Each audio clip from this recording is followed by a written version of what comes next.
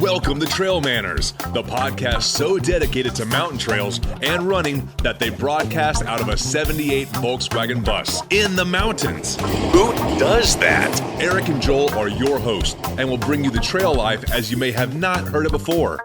You hear about everything from gear reviews, nutrition to keep you upright and moving forward, and they'll even bring guests into the bus for conversations that you won't hear anywhere else. It's time for some running adventures on a higher elevation. The old 78 Volkswagen bus is fired up and headed to the mountains. Here are your hosts for TrailManners, proudly representing the 801 with their passion and love for the trails, Eric Manning and Joel Hatch. Welcome to the TrailManners podcast, episode number 132. Today, our guest is Mr. Joel Hatch. So if this is the first time listening, then thanks for coming. The TrailManners podcast is produced every week for enjoyment, and show notes are found at trailmanners.com. Come back often, and please feel free to add the podcast to your favorite RSS feed or iTunes. You can also follow us on Twitter, Instagram, and Facebook at TrailManners. All links are in the show notes. Now let's get after it. All right, welcome to a very special edition of the TrailManners podcast. This is episode number 132. Our guest today, we're not going to treat him as a host today. We're going to treat him like a guest, which that means I have to be nicer maybe, I don't know. We got Joel. Yes. Joel Hatch, the voice you've been hearing for years behind the mic with me as hosts, is going to be interviewed. Right. He's got no idea what's going to happen because we didn't collaborate on this.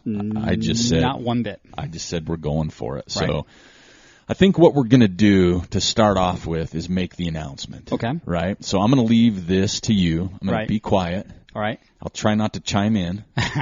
So Joel has an announcement he would like to make to all of our TrailManners listeners. Our loyal listeners. Our loyal listeners here for TrailManners. So take it away. I'm leaving the podcast. I'm trying to be quiet. Right. I know. I appreciate that. I know it's hard. But I'm stepping away from the mic. I'll still be involved on the event side. This has been something that has been on my mind for a little while.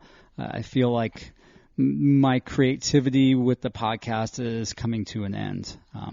Also, I didn't want to be holding you back from your ability to interview guests, to take the podcast and keep driving it into a new direction. So I made the decision to step away from the mic so that way you can take the helm by yourself and steer it however you want from here on out. I don't know how comfortable that makes me feel. When you say it, makes me more nervous than our previous conversation. But we have it's a little bit more real now. It is right now. Now that it's out there, it's out in the open. But I'm going to say but we have decided that you could still come on as a guest host. Yeah. Right? I'm comfortable with that as long as you are. Okay. Well, of course I am. Right. I mean, as long as you're comfortable behind the microphone. It's like riding the bike. Now it's like riding the bike. Nice. Nice. You know, it's like, okay, give me the mic. I know what to do with this now. So yeah, Joel, this is that's why we're going to interview him. It's kind of like his it's my farewell. It's his farewell tour. Yeah. But like we said, you'll still get surprise appearances here and there. Yeah, some guest host stuff. We've already had one request for the two of us to do an interview. And that'll probably be in 2 weeks.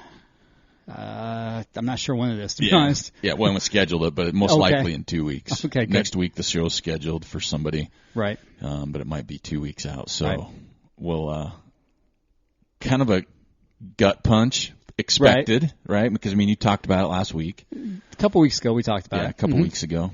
So I guess basically before we get into your interview, for the listeners out there, we're going to kind of go full steam ahead still with the podcast. Right. So do you want to give them a tidbit of what you're planning on doing? Well, I mean, Tuesday, Thursdays are going to be very similar. Right. We'll still have our Tuesday podcasts. Our interview. And then Thursday bag will be single track session. Right. There'll be times I will be pulling in guest hosts. Right, which is good. I hope you do. Yeah, some guest hosts here and there, depending on where I'm at, who's being interviewed, the complexity. Because as we kind of shortly discussed, getting 3 to 4 people schedules to match up is difficult. It is, and my schedule is becoming increasingly difficult to find that time, to carve that time, to come over and make that interview. Especially when you're adding that third party, right? When Yeah, it's exactly. Like trying to meet their schedule or meet them. So there'll be some changes there. As I've mentioned on Single Track, I'm going to kind of push more stuff to the website as well, where we have some articles put up. And then there's a couple little ideas that me and Joel have talked about that might launch sooner than later. Right. But I hope you do. Yeah. And we probably will. I'm not going to say what they are yet. Maybe we'll talk about it in a future episode when I get things dialed in. You keep referring to we, which is it's going to be hard. Yep. It's going to be difficult. I know. Say instead of we. I guess I could say Gunner. Yes. I say we. He's a constant presence now. Yeah, right. He's right here behind me licking his paw. We. I want to say TrailManners. Right. I don't know. It's going to be some change for sure. It's going to be an adjustment. 130. This is our 132nd podcast we've done. Well, interview. Yeah, interview. And 122, 121 single tracks. But right. There's been a few that we never numbered either because they were okay. like specials or right. Something. Plus episode 0 didn't times count. 10. Yeah. Yeah. So we're 270 plus podcasts together. Yeah. Somewhere we in had there. a good run. Very good. And like I said, we're not gonna stop the TrailManners podcast. No. But I do have to say, listeners, it will be a little different, and I'm gonna apologize because I know it's not as enjoyable when it's just myself. But I think this gives you a chance to, explore a different interview style. Yeah, that's gonna be tough. And also for you to, further break out of your shell. Because I know this year you wanted to. Yeah, but old dog, new tricks thing. Yeah, I get you. I still haven't done yoga. And how long have we talked about that? Yeah, but you're over there at the gym working out now. That's a step in the right direction. It is. It's a step in the right direction. So, yeah, I don't know. So, listeners, there you go. I know some of you that might come to a surprise, and hopefully you'll still listen to the podcast. Oh, they will. You'll pick up more people. I don't know about that. I know the dynamic's going to be different. And you have to bear with me. Sometimes I might have to laugh at myself just right. because I don't want things to fall to the wayside if I think they're funny. Right. So, because sometimes I play off you, vice versa, but now I'll be like playing off myself. You'll figure it out. Like Single Track last week was hard. So I'm just talking. I'm going to say it's going to take you 3 or 4 to get into a new groove. But I'm putting a little studio together on the side. I see that. Right. I like it to make it a little easier. Yeah. But we will have guest hosts. Ghosts. We'll have ghosts in the background. So you'll see some changes, and you've seen and heard on the show that we're looking to tweak a few things on the intros and some other things. But TrailManners are still going to bring you everything we can to make it fun. I know there's a lot of other podcasts out there, especially the trail running world. So I hope that you keep listening to the TrailManners podcast. I'm sure people will. We'll try. I'll still try and keep it fun. That's still our style. Like I said, Joel still make his cameo. So you have to keep listening because you don't know when Joel's going to pop back up again. Because I'm not going to make an announcement. I'm not going to say, hey, this week. It'll just be like you'll be listening and all of a sudden, there's Joel's buttery voice again. Hardly buttery. Well, you're freshly shaven. So I am freshly shaven. You look a lot younger. I've heard that. Yeah. It's cold. I know. I couldn't imagine. I was going to shave this year. That was one of my resolutions. Right? Okay. And so you've started off pretty good. And I went and got a haircut 2 weeks ago, and the lady was discussing my beard, and I said, hey, I want to trim. And she heard I want to shave it off. So she went ahead and went the zero guard, and I was like, all right. On your face? I guess we're going for it right now. I don't let anybody touch my face. Well, I go get haircuts. I like the nice blend from the beard to the sideburn area. Gotcha. Yeah. I take care of my own. That's why I'm probably shaggy all the time. Anyways. So I've sans beard now. Sans beard. So without getting too mushy, it's been awesome doing the podcast. Oh man, it's been great. I don't think I would have done it without you because we talked about it for so long. It's been something else. And met so many wonderful people. Isn't it crazy? Over the years, looking back, all the people we've talked to and had on the show. Excuse me. I'm not choking up. I just have something in my throat, so you can't see me, but I'm not crying. There's nobody's cutting onions yet. Yeah, I won't be crying until he leaves, and me and Gunner will have a cry session. Yeah. We'll throw on some Air Supply. Every now and then I get a little bit nervous. It's been awesome. It's like I said, I hope you keep listening, everybody out there. We're still gonna have a lot of fun, but it will be different. And cut me a little slack to start. I think people will. They understand. Yeah, you'll find your new groove. Cut me a little slack because it sucks. Mm-hmm. But yeah, so I don't know. I guess that's the big announcement. Okay. But we're not letting you off the hook. That wasn't as painful as I thought it was going to be. The announcement, but now it's going to be painful because now you're a guest. Now you're not a It's hosting. hard to be a guest because turn your head around backwards. When we were interviewed by Man Bun Run, you and I both really struggled with that because we both were like, okay, we're going to flip this around on him. And we did a little bit. We did a really good job of it. Yeah, yeah, we did a little bit. But now it's my turn to ask you questions. So Go ahead. It's a way for our listeners to get to know you better. What? I feel like they know me pretty good if they've been loyal listeners over the last 3+ years. We're going to find out a little bit more for sure. All right. Just some fun stuff. Like I said, we're going to hit you with a lightning round at the end, which you don't know anything about. No, I don't. So we talked about the future of the show. Let me ask you some hard questions though. Like over the course, and if you can remember. Oh. Can you give me a short list? Because I know you can go on, and this isn't for making anybody feel bad, which I know. What's some of your favorite guests? Not necessarily shows, but what are some of your favorite guests that we've had on the show that you enjoyed? Just about anybody we interviewed in the bus. Okay. Which is still in the shop. I'm surprised you still have it. I'm not selling it. Sold that thing I'm off not selling it. I talked to my daughter. Yeah. Jim Skaggs offered me to put it in his barn. Oh, nice. Because I'm going to store it. That is a good place to put it. Yeah, so it's in the shop. I'm hoping to have it Do you know ready. what's wrong with it yet? I haven't talked to the guy. He's just been holding it for a couple months. It saved me storage fees, though. Good point. So I don't want to rush it, right? All right. But yeah, we're hoping to have that back by Buffalo Run in March. Gotcha. So favorite guest, like I said, anybody that we've interviewed in the bus has always been, I think, special. Yeah. Because there's just something about being in that environment. Yeah. We always got the best out of people. Yeah. So I can think back, Sylvia Greer was really good interview. Up there at Nordic Valley. Mm-hmm. Anna Frost was another That's really good one. I was thinking of with the yak penis. Yes, it was. Anytime we got Turtle in the bus, that was really fun too. Remember Turtle and Luke? Yes. That was uncomfortable for a minute. It was, but I think that really that was early in the podcast. And if you haven't listened to that, you got to go way back. Yeah. That's like episode, 4 or 5, something like that. It's been a while. But that really did help set the tone for the last 3 years when we interviewed those two guys. Yeah. It's going to be fun. It's going to be crazy. It might be a bit irreverent at times, but that's okay. That kind of matches up with our personality. Yeah. Those are some of the ones off the top of my head that were really fun. The ones outside the bus when we interviewed Bryce Thatcher. Oh, yeah. That was really good. That was just learned a lot about the history of product design for hydration. Learned a lot that way. And plus, he's such a good guy. Yeah.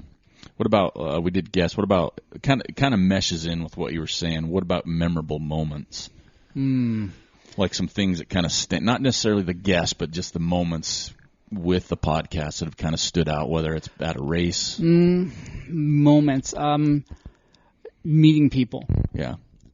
That's not just one moment. That's just a collective of the last 3 years of meeting just great people over and over again, and just seeing that our trail running community is really made up of the best people that are out there.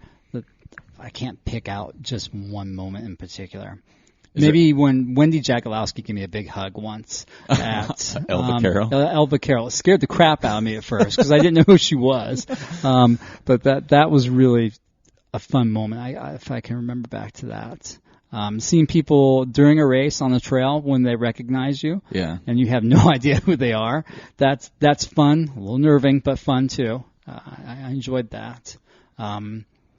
Whenever we would throw like the trail running event and people would come and they would introduce themselves, that was always really special. Yeah. I think some of mine, one of mine still, and I know it's fresh, but was just talking about your experience at the doctor just a month or so ago. That was pretty good. That was funny. I don't think people understand how funny that was to you and me.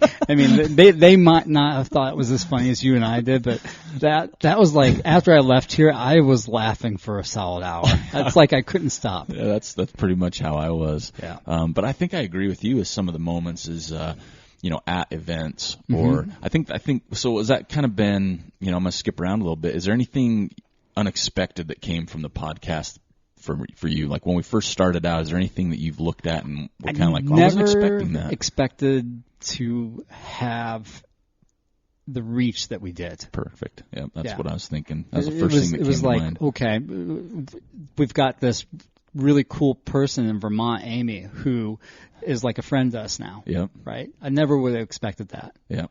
Simon. Simon from Australia. Come on. I didn't have a Simon from Australia in my life before the podcast. Now I do. I didn't either, man. Yeah. He's like this long-lost pen pal.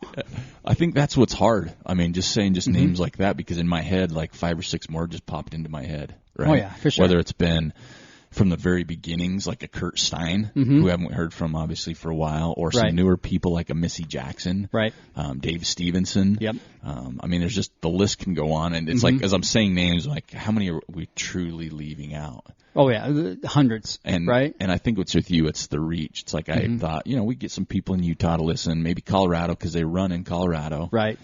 Idaho because we're close enough, right? But outside of that, I was really surprised at some of the people we've spoken to and talked to. And then just kind of there's been this group that's truly been hardcore with participation and staying with us. And we've we've had listeners probably come and go. But I think to me, that's the same thing, the unexpected stuff. Is there anything else that's kind of that surprised you? Longevity maybe, or the people we've got on the show? I mean, is there other stuff that's kind of surprised you a little bit? I'm surprised that we kept it going as long as we did. To be honest. I'm going to agree with that one. I mean, at first, we didn't know what we were getting into. At all. Not at all. At all. And I still don't think we do.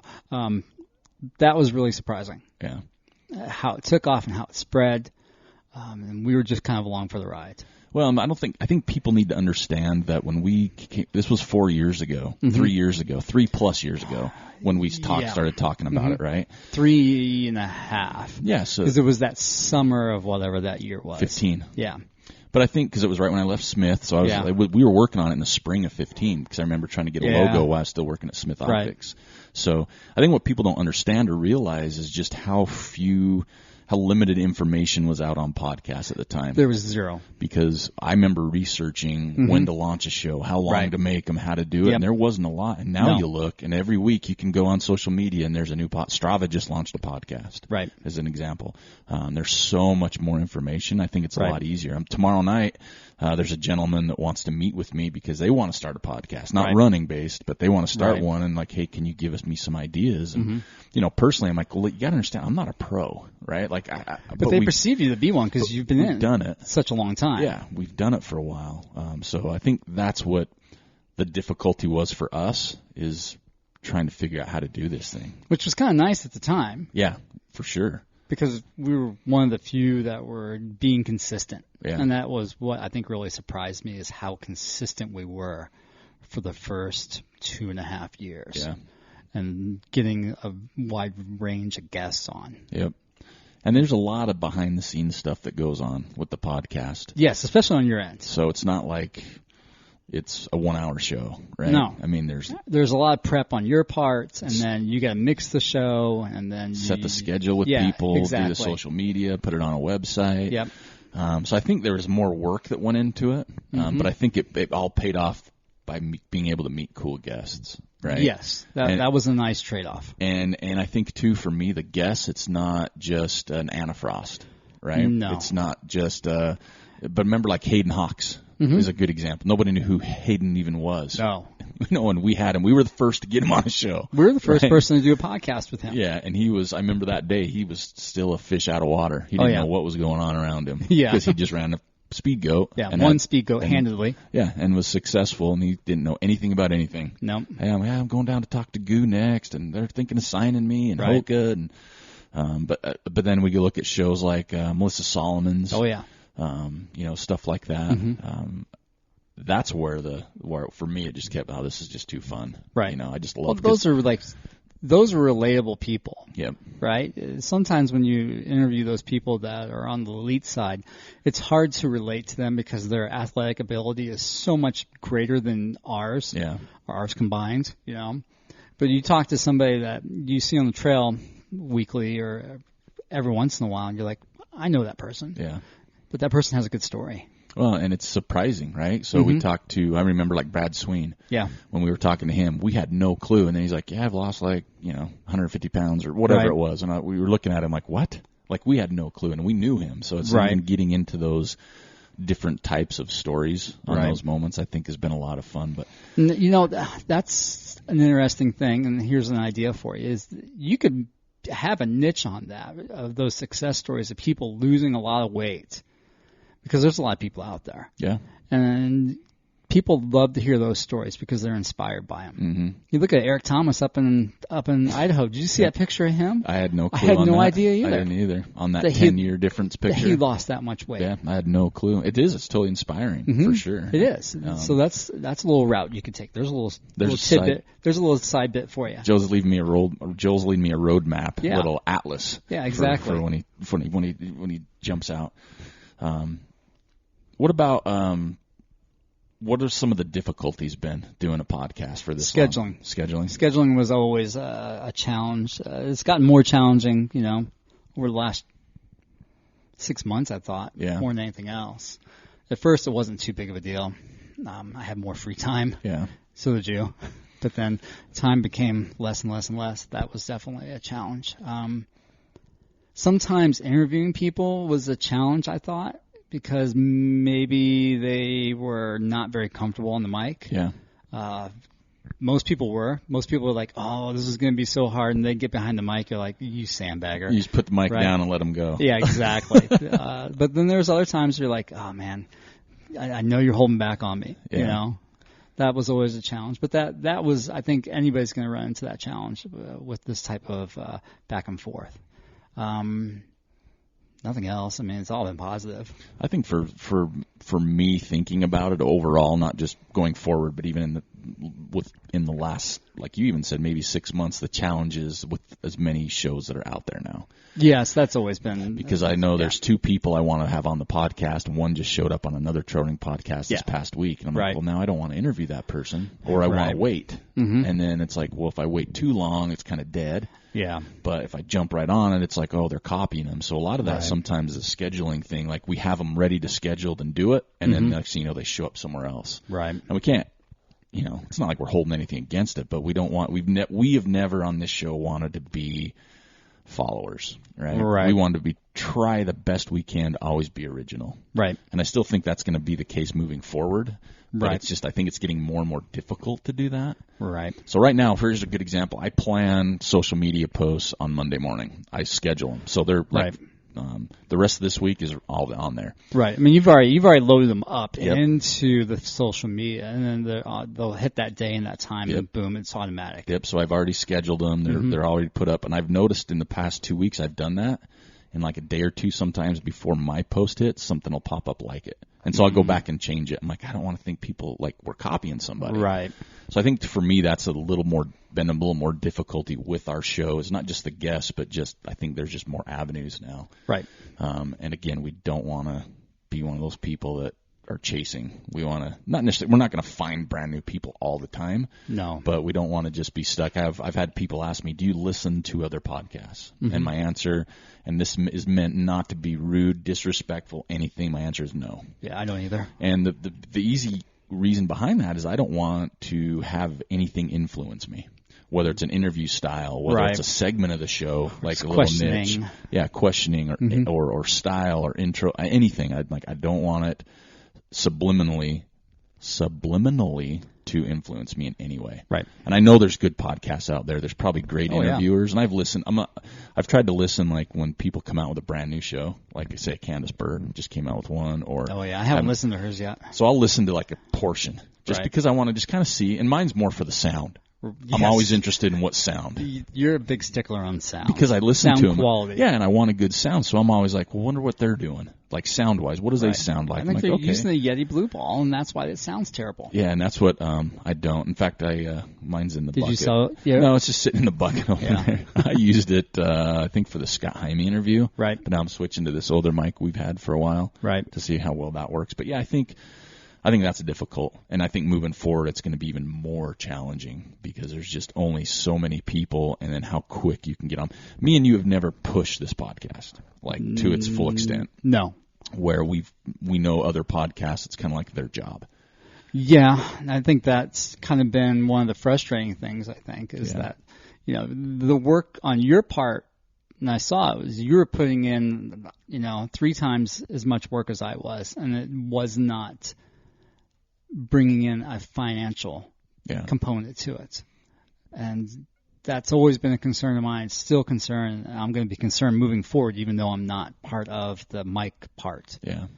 Is that I'll see that you're going to put all this effort into it and a lot of time. Yeah, it is a lot of time. And then there's nothing. I shouldn't say there's nothing. The monetary side is not going to be as great as the human side. The human side always is a greater reward. Oh, absolutely. Right. And honestly, that's why I keep doing it. That's what kept me going forward. Yeah. Was just meeting people and interviewing people. That was very fulfilling. Well, I'm not gonna sugarcoat it. When you mentioned you were stepping away from the mic, I talked with my daughter. My daughter's my sounding board. Yes. She's my best bud, right? Because Gunner's not really good at talking back. He's really good at listening. He's a good listener, yes. but sometimes I'm glad I got that off my chest. Yeah, and exactly. He's like, can we go on a walk now? That poor dog. He needs some psychotherapy. Well, bounce that. So I asked Aspen. I said, Aspen, Joel's leaving the podcast. Dad's coaching. Mm-hmm. And he's now on the board of directors for the club. Right. So it takes more time. Mm-hmm. I have the job that pays the electricity. It actually pays, right. And a little bit of food in the cupboard. Right. I said, what do you think if we just stopped doing the podcast? And her eyes got huge. Oh, and she's like, you think you could do that? And I'm like, I don't know. I mean, there's part of me that thought maybe it's run its course. Right. Maybe it's the timing. A lot of time it does take. And we have both, and this is what I liked about our connection. We've never wanted to put something out there that's been half-ass. No. Right? We want it to be quality. Right. And that's why we have turned down money at times, is because of sponsorships. It's like, we don't believe in it. It's not something we want to push. Right. Sorry. Keep your money. Yeah. But that was part of it for me. It's like, energy-wise, and I know we got that human component, but do we want to, if we shrink to 12 listeners, right? Is it worth it, right? So True. I had that conversation with Aspen, and she talked me just like she kept talking me into keeping the bus. She talked me into keep going with the podcast, and she's like, well, Dad, why don't you just give it some time? Try it for a while. Yeah, I think that's an important thing to do. And I think, because I love it, and I know you do as well, but I love it, and I want to keep doing it, but it does make me nervous with the different just dynamic to it. Yeah, that's why I think you need to give it time to see it come to its full potential. Yeah, but yeah. Anyway, so we'll move forward because I still got tons of stuff to ask you. Okay. So we talked about your favorite guests, your memorable moments. Right. Did you learn anything unexpected from doing the podcast? Is there anything you learned or came away with that was kind of surprising to you from your end? Like, I know originally you hated being on a mic. I didn't hate, but you were really uncomfortable being on a mic. Yes, I was definitely. Anything I came away with? Just reaffirmed how great the trail running community is. Yeah. Yeah, really it is. And I will say, we didn't get a lot of negative feedback, right? Not as much as I thought we were going to get. Like trolling. Like, maybe that's the word. Yeah, I mean, you expect some trolls here and there. But yeah. But I think I was really surprised that either people really enjoyed us that much, or they were too nice to say anything about it, or they just turned us off and went somewhere else. I think all valid points, right? Because we definitely, I'm not going to say we've kept everybody for as long as we've been doing it. And that's fine. I mean, I think every show has that. Exactly, and that's, I think, goes back to what we were talking about before. We've wanted to do this a certain way in a certain style, right? And we've stayed true to that, I think. I'm probably most proud of that. Yeah. I don't think we never really strayed. Yeah. We never compromised our original intent. Yep. And I absolutely don't want to do that moving forward. Right. That is something I've really liked. Whether it meant us getting more people or losing people, we just stayed, hey, if we'll find out soon enough if people like us, right? And if they stick around. I was really surprised at how well it worked sometimes too. As in, when we were in the bus and there was 3 people, I was really surprised at how easy it became. Yeah. When we were in the bus. For us, for sure. Yeah, it became. Yeah, it became a lot easier as time went by. Yeah. Mannerisms, reading it, understanding guests, where to interview, you know, Right. like where to go with the questions, where to lead, which definitely still learning how to do that. Yeah, I think so. I think unexpectedly for me is just the unexpected thing I learned is just how long we would do it together. Just with our lives, work, personal, everything. Just the turmoil that you experienced over the last year. It's just that's been kind of crazy. Right. So what are your future plans then? What's going on? What are your personal future plans? Well, I shaved, so that's a good start. And you're on the mountain a lot. I'm snowboarding a lot. Yeah. One thing I saw, you posted some pictures of a soccer training, and you hashtag that like first passion or original passion, and I feel the same thing about snowboarding. That's the reason I moved out west, was to be a skier / snowboard bum, and now that I've reconnected with it, that's all I want to do. It's really I can't believe I went that long without having that connection to it. Yeah. And then I had my first full-on powder day. I was like, oh my gosh. It's like this feeling I can't describe that I've been missing for 20 years, basically. So I'm really enjoying that right now. Teaching my son how to snowboard has been really eye-opening and frustrating at times. I'm like, dude, you don't understand. If you can just get a little bit better, we're going to have so much fun. But, I got to be patient with the process. Yeah. And I see progress every time we go out, which is good. Yep. Yeah. And just learning a new mountain has been fun. Learning how to ride it, where to go. After a couple of days of having no snow, it's like, okay, well, where do I go find a fun place to ride? Yeah. Right? That's been fun. Well, I'm sorry, what was your question? I really got lost on that. See, now you're a guest. Yeah. No, your future plans. What's going on? Run-wise, I still like running. I adore running. I just don't have that drive to run right now. Yeah. Because I'm so preoccupied with snowboarding. Yeah.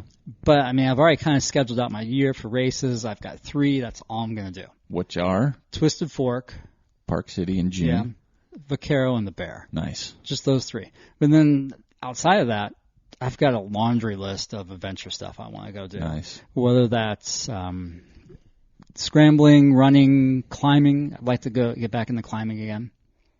Wow. No, my goal for this year was to diversify. Diversity. Yeah. Try to get a mountain bike at some point this year. Those things are kind of pricey. Yeah, I've been noticing that. I've been looking at them as well. Even a used one is kind of expensive. Yeah. Yeah. Anyways, that's kind of where I'm at with that. Maybe some big career changes coming up this year. We'll see. Cool. Yeah. What about, you talked about it early, just about your beard. Is there the resolution-based stuff this year? Was it shave my beard and diversify? Was that kind of your deal? Those are the 2 things, yeah. Yeah? Uh-huh. Okay. Yeah. What is your thoughts? And we'll tackle this even more, but what are your thoughts? You're not leaving, but this is a good question because we ask other guests. Yeah. What's your idea of the future of trail running from right now moving forward? It's going to keep expanding. It's going to go through a lot of growing pains in the next 5 years, with just more people getting into it, not understanding the culture, the history, not having the appreciation. Maybe they should. Maybe they get into it, and then after a while they're like, I need to step back and kind of respect, because it's different. Because it's so low key, and I think that's why a lot of people are attracted to it. And you've got to respect the institution, whether that is the culture itself, the race, their environment. I think that's going to be a big challenge. So what's the impact that you're going to see on the environment? Well, let's break that down a little, even in smaller fine point. What do you see in this area for trail running? Oh, in just the Ogden area? Yeah. We've seen a boom, obviously. A lot more people. When me and you first got together, knew each other. Yeah. There was nobody running on the trail. Yeah. It was just you and I. Yeah. And then maybe John Stewart and BJ. Yeah. Jim. Some old school people, Corey, they've been around for a while. Yeah. There's going to be more people on the trail. There's going to be more runners, mountain bikers, hikers. We're going to come to threshold where we're going to have to do something with traffic flow on the trails during peak times. I can see that the impact of all those people is going to continue to deteriorate the enjoyment of being up there. Whether that is just being, I just want to come up here, I just want to chill, but you can't because there's so many people, or it's I'm going to come up here, but I'm distracted by somebody's Bluetooth speaker. Yeah. Right? Or I'm distracted because a lot of people are either overtly throwing trash on the ground, or they've it's fallen out of their pocket and they didn't mean to. That's going to be another issue we're going to have to deal with. Yeah, that was like one of the things going forward. I'm still with the Ogden Trails Network. My plan was to retire at the end of last year, but I got roped in. But being a sucker. I got roped in because a few other people left before me. They put their, you didn't pull the trigger soon enough, man. I didn't. So you got one more year in you. Maybe. Already missing the first meeting of the year for soccer. All right, so let me break this down before we're getting closer to the lightning round. But let me break this down. So as of the launch of this show, they've announced the 4 through 10 ultra runners of the year. Oh yeah, so Dylan Bowman and so let me go down the list of female first. Right. And let me know your thoughts. Are we at 3 already? Did they 3 announce? launches today, and I'm going to look right now because I'm on the site. So I'm going to look right now to see if that has come out, and it has not. Oh, it has. It has, folks. It is fresh, hot off the press. So we'll go 10 through 3. All right. I'm going to give this to you. So let me know your thoughts. We'll do the women first. Okay. And then you tell me 1 and 2, which I think is pretty easy. Yeah. So women right now, 10 was Casey Lichtig. Right. 9 was Katie Scheid. 8, Sabrina Stanley. Right. 7, Amanda Basham. 6, Keely Henninger. 5, Caitlin Gerben. 4, Kelly Wolf. 3, who do you think is 3 before I tell you? I don't know. Darcy, PQ. Oh, yeah, that makes sense. So that leaves Camille, and 2. Camille and Courtney. Okay, so what do you think about that top 10? Do you think it's pretty accurate? I think in your it's eyes? accurate. Yeah. What about I think surprises in locations? No, not at all. I think that we're going to continue to see some of the younger people that ran cross country in college and maybe weren't fast enough to have a road running career, or maybe they're just so pumped on trail running, they're like, screw that road running stuff. We're going to keep seeing that. Yeah. And I think we're going to see a 3-year cycle is kind of where we're at, 3 to 4 year cycle. It's hardly ever we're going to see a 10-year or a 15-year cycle out of somebody. Like we have in the past. Well, it's just hard. Yeah. I mean, they beat themselves up so much. And I think there was a good article that came out on Carmichael Training System, CTS. And Coop had a really good take on how trail racing is going to be performed going forward. It's going to be all or nothing. Gotcha. Because the front runners are so fast right now, they're so evenly matched that the big group will go out and somebody's going to try to make a move. And if you're having a good day, you can go with that person, but then you're going to have to make a move. And it's like this constant surging through the race that 10 years ago, we never saw that. Yeah. 5 years ago, we started seeing little hints of it. Now that's all we're seeing on the men's side and the women's side. And that's going to keep going forward. And it's hard to sustain that at the distances that are, most likely to happen in a trail race. I agree. You ready for the men? Yeah, give them to me. 10, Jared Hazen. 9, Mario Mendoza. So Jared Hazen needs to be further up the list. All right. 8, Mark Hammond. Right. 7, Zach Bitter. Mm-hmm. 6, Jason Schlarb. Uh-huh. 5, Hayden Hawks. Yeah. 4, Dylan Bowman. And just announced, number 3, who do you think? Give me a name. I don't know. Rob Krar. Oh, man. So we'll tackle first. What do you think? You already said Jared. You think Hazen should be higher? he needs to be higher. Okay. I mean, he had a good year. He only raced a couple times. That's true. But his races were solid. His performances were really solid.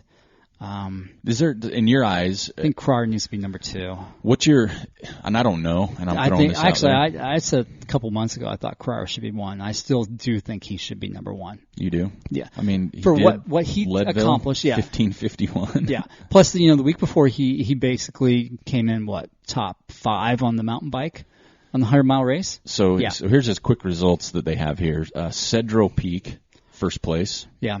Leadville, 1551, first place. Quicksilver, 401, first place. Stumptown Trail, 349, first place.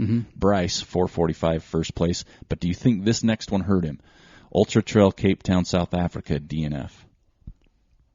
Yeah, that if you look in the eyes of the voters, that definitely hurt him. But that was after a really long summer of racing.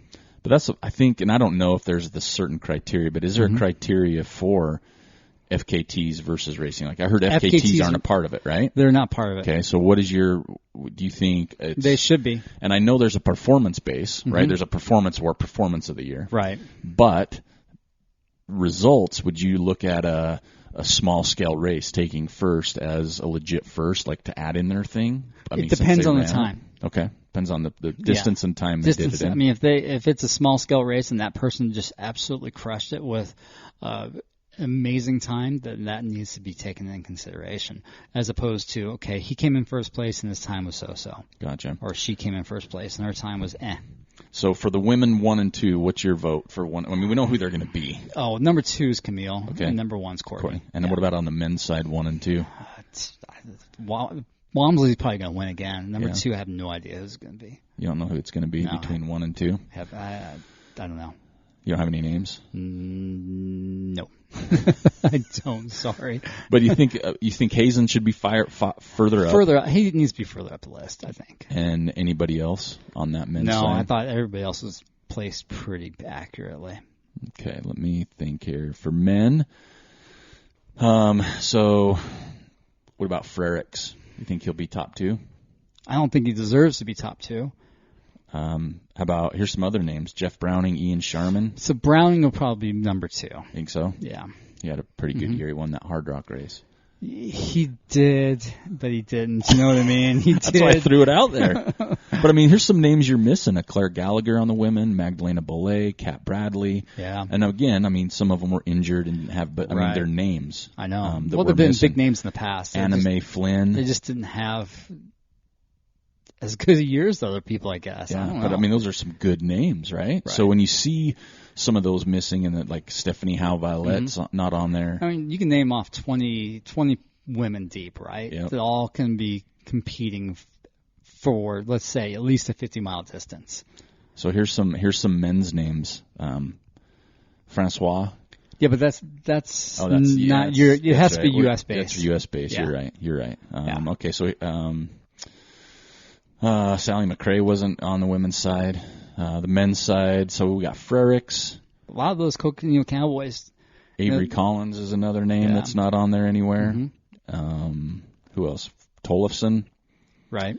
Alex Nichols. I mean, basically, you're naming people that have come in. Cody Reed. Top 10, right?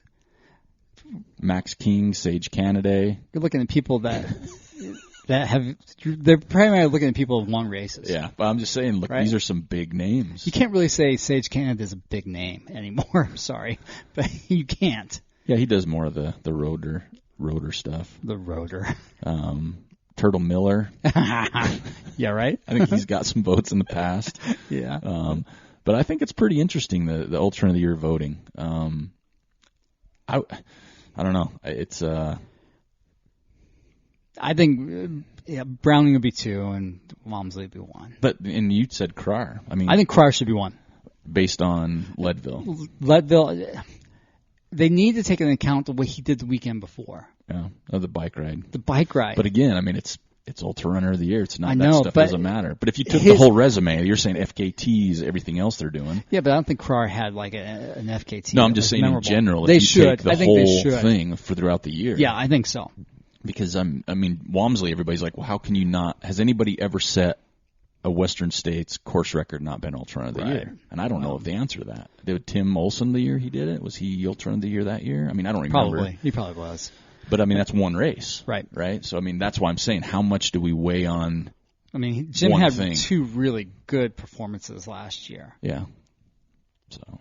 And Krar had multiple performances that were just outstanding. Yeah, I think it's a tough one. Let's say that. Browning, just his longevity is amazing. I can't believe that he's still performing better at his ripe old age. Better, right? Right? Yeah. Better at his ripe old age. All right, so that's that top 10. So how about a little lightning round? Go for it. We don't have a ton. I tried to pick and choose some good ones. That way we don't overwhelm you. Mm-hmm. So let me pull that up. I've got my trusty laptop in front of me. Let me find it. That's not it. And it should be right here. And it is. All right, so we got some just for you. Okay. All right, let's start some easy stuff. All right. A couple softballs. Last thing you binge watched.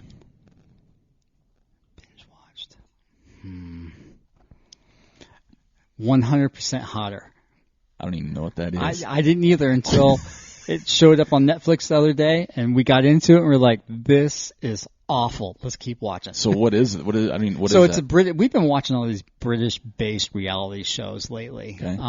Cooks and stuff. That one. Yeah, stuff like this. So this one, there's 3 like judges / self-help type of people, and the question was, is there somebody in your life that needs a fashion makeover? Oh. And they go out and they find just the most over-top, gaudy people that really do need some help, right? And so they bring them in, and you got these 3 people kind of judging them, saying, well, what do you think about this? Why are you dressing this way? And then they ask the people out in public, out in London, to rate them.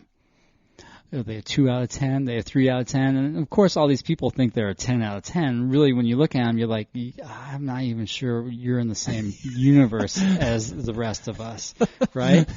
And so they give them a quick little makeover, and it's just so bizarre and strange to see these people think that they actually look good, right? Because most of the time, you're like, that's not acceptable. I'm sorry. And I know it's super judgmental, but we got into it, and man, we just went to town on it. Oh, it's that factor. Thank you. You cannot look away. And then you get to the end of the show, and you're like, oh, they look really good, you know? That one, we did that, Bird Box, we watched that. That was really good. Is that a movie? Yeah, it's a movie. Okay. That was really good. I enjoyed that. That was really good. I haven't watched it yet because I don't like to give in to social trends. I'm just about to get into iRobot. I watched the first episode, and I'm like, oh, yeah, this scratches my itch big time. That's I like this. Yeah, I think iRobot? So. Yeah. Okay. All right, so you can change the Hard Rock Lottery. What would you do? No more pacers are allowed for elite runners. Okay. They have to do it on their own. So that's going to free up some spots for them to expand their lottery.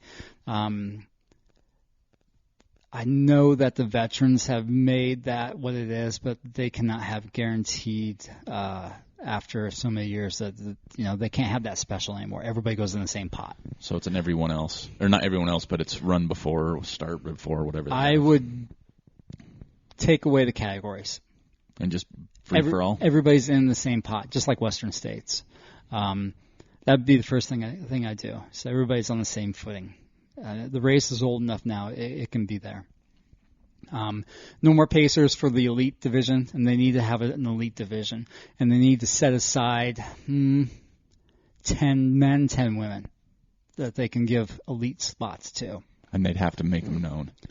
Yes, they have to make them known. Dale can't be hiding those anymore. Gotcha. Those people can't have pacers. You can only have one pacer. Total. So if you want them for 50 miles or 20 miles at the end, exactly. Or 20 in the middle. Only one pacer. I would tighten up the entry standards as well. Make only certain races and a time limit too, for sure. For those people, you can't do, let's just throw Wasatch out there.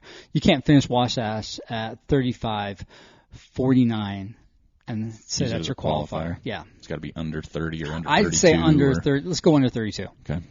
Something like that. Yeah, I would definitely make it a bigger pot that everybody can go into. I would try to open up more spots if you can. I really think they could. Not like a ton. Say another 20. I think if you've done it 10 years, then you can't do it anymore. You're done. That way, give people more of a chance to get in there. Gotcha. I think that's the hard part, because you hear about people that have been applying for 6, 7, 8 years and they haven't gotten in. Yeah. That's just not right. No, I agree. Is there a race you want to run but have not yet? UTMB.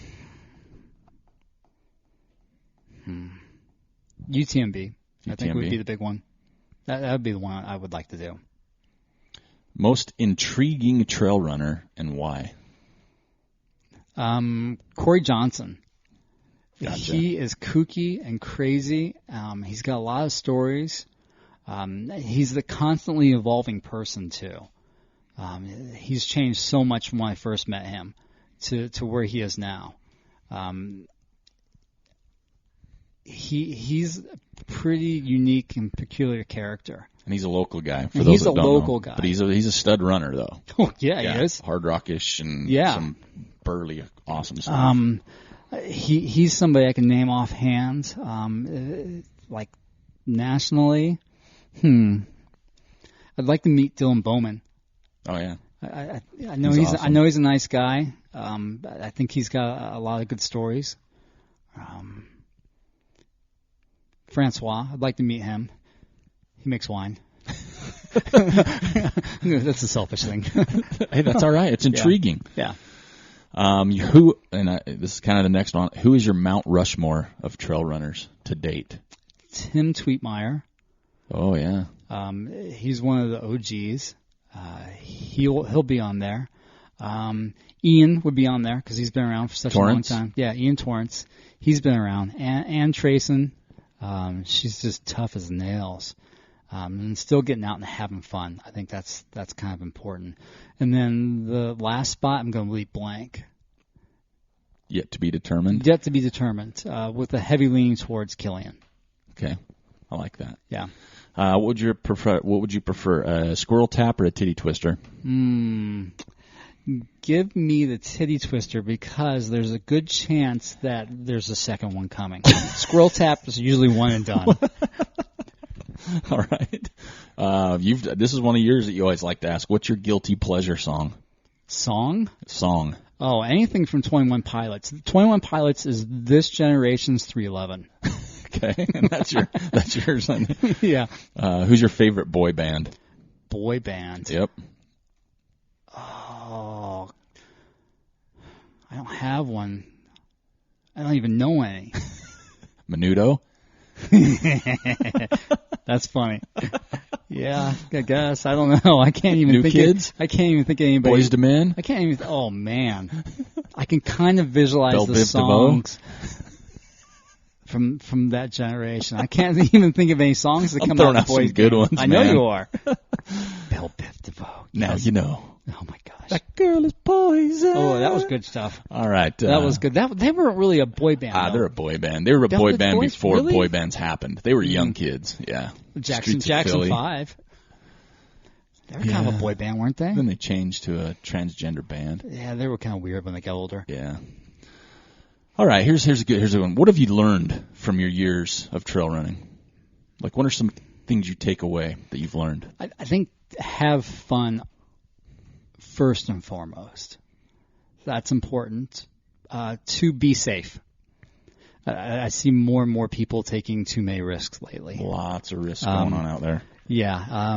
Just recently, we had quite the snowstorm here in the Wasatch Front, and then the snowpack went to crap right afterwards. And I'm seeing a lot of people traipsing around places they shouldn't be. There was an avalanche down to lower elevation, an elevation you wouldn't think would normally happen, and a deer set it off. And I can just think in the back of my mind, like, there's a lot of people out traipsing around right after snowstorms, and I don't want somebody to get hurt. And that's what it comes down to. So have maximal fun, be safe, and just be respectful too. Good. I think those are the kind of the three things that I think are important. Okay. Kind of mirroring that a little bit. What are some things you wish you knew or someone had told you 10 years ago about trail running? that you know now? 10 years ago. Yep, 10 to 12. You might want to go back farther. 15 years ago. 15 or 20. 20 years ago. What do you wish someone would have told you about trail running when you were carrying around your canteen? Yeah, right. That you should have done those old school races then. Yeah. That's a really good one. I think so. Like Western States, Leadville when it was kind of cool, right? Yeah. Wasatch back in the day when it was really, really hard. Yeah. I wish I would have done them.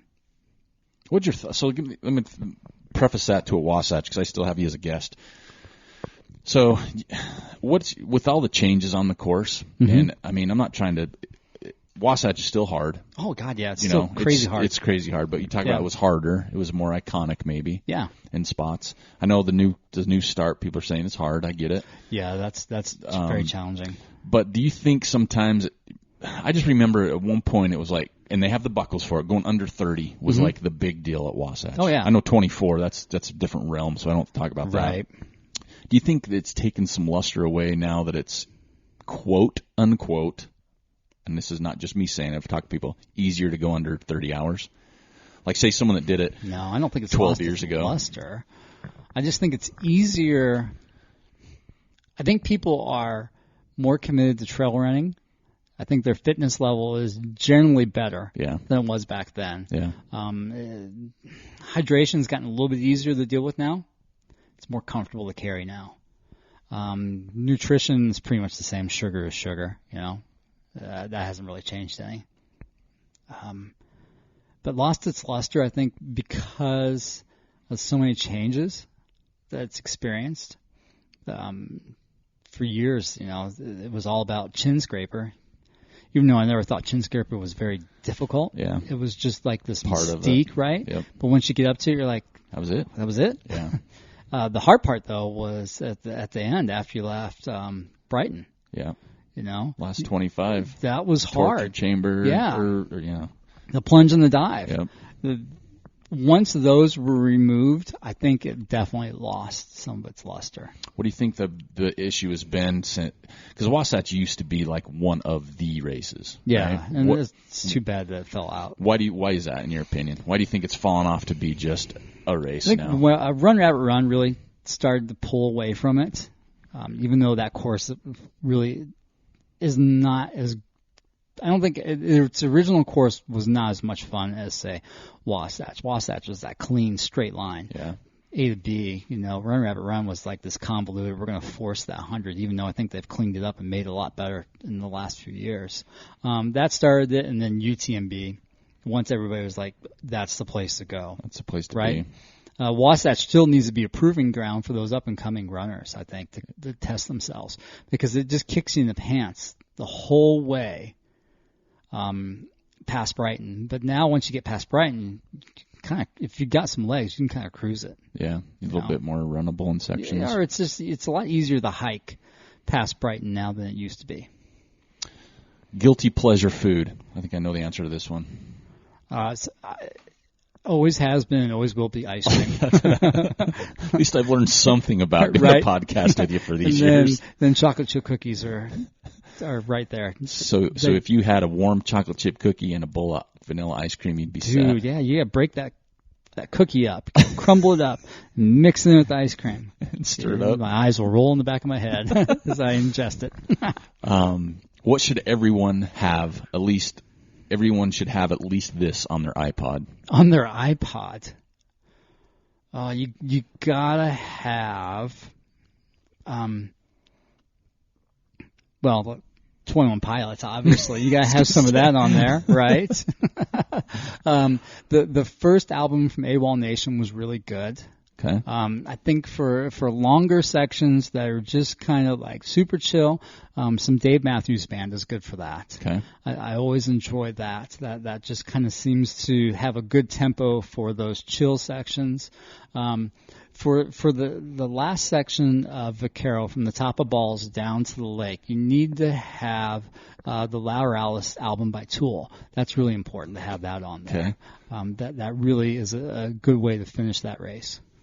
How about a favorite aid station food? Gotta Quesadillas are pretty good. Burritos are really yummy. I didn't know that I would like avocado as much as I did at an aid station until a Twisted Fork had it. That was good. Watermelon. Yum, yum. Favorite all-time trail running shoe ever? Doesn't even have to be made today. What's your one you always was just, if you pull it up in your head, what's your favorite? The Hoka Challenger 2. Okay. It was almost wide enough, but they nailed the cushion. Yeah. Favorite race distance and why? Probably still the 100-miler because I'm still trying to figure it all out. Gotcha. Trying to complete that. And you'll have that dialed in at the Bear this September. You never know.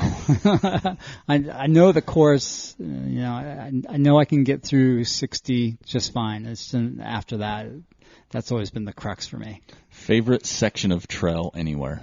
Not entire trail, just any section of trail that you look at, and that's your spot.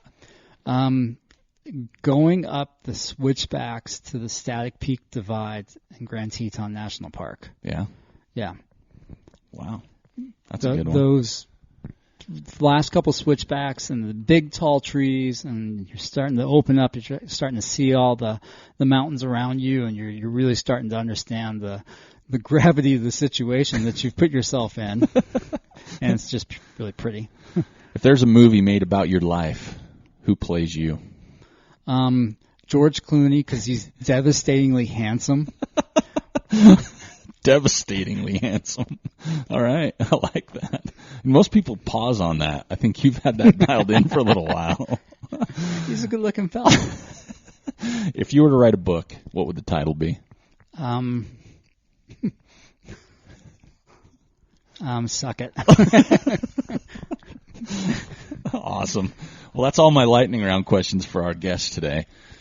Man, we hope everybody enjoyed the show. This is obviously fun for me, a little different than what you're used to. And on a serious note, though, it's been awesome I know we'll still get to, which is going to be easy. We'll have you as a guest host for sure. But I know I speak with a lot of people out there that's been awesome to have you on the show. It's been super fun.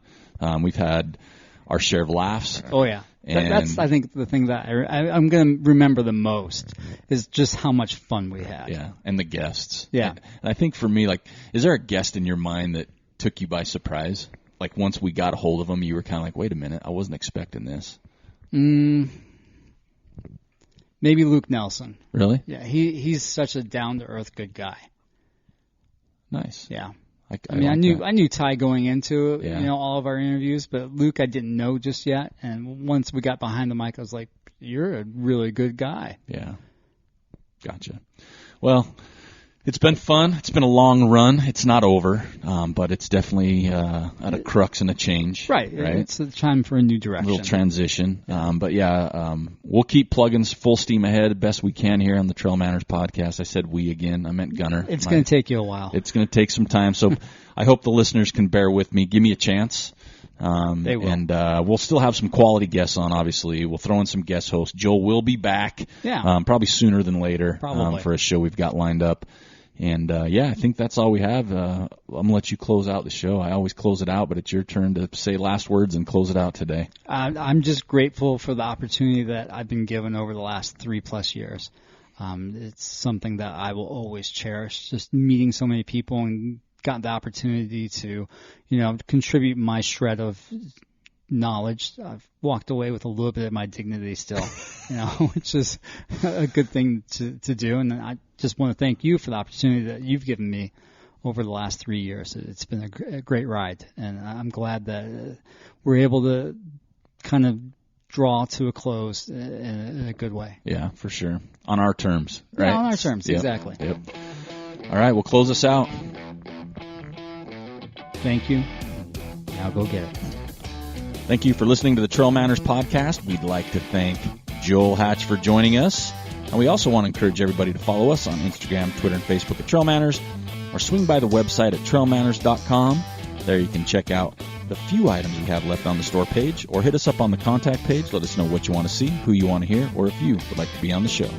Until next time, this is Eric Manning reminding you, you don't get what you wish for, you get what you work for. Now go get it.